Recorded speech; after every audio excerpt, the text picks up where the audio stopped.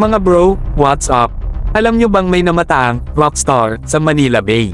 Hindi ito yung nagko-concert, pero ito yung tipo ng rockstar na masarap pag-usapan, lalo na kung mahilig ka sa mga barko ng US Navy.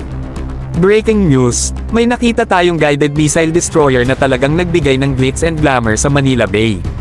Sabi nga, parang nandito ang Hollywood sa dagat. Ang star ng ating kwento ay walang iba kundi ang USS William P. Lawrence.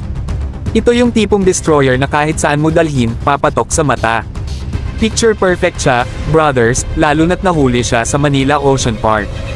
I can imagine yung mga bibe sa bay nag-gather around, feeling ko nagsisigawan sila ng, "Ahoy, matey."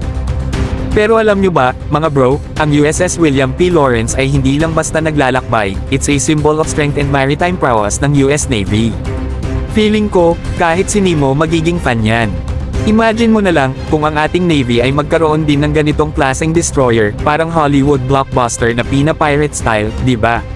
So, mga bro, ano sa tingin nyo? Comment na kayo kung ano ang first reaction nyo pag nakakita kayo ng destroyer na parang nagpopo sa Manila Bay.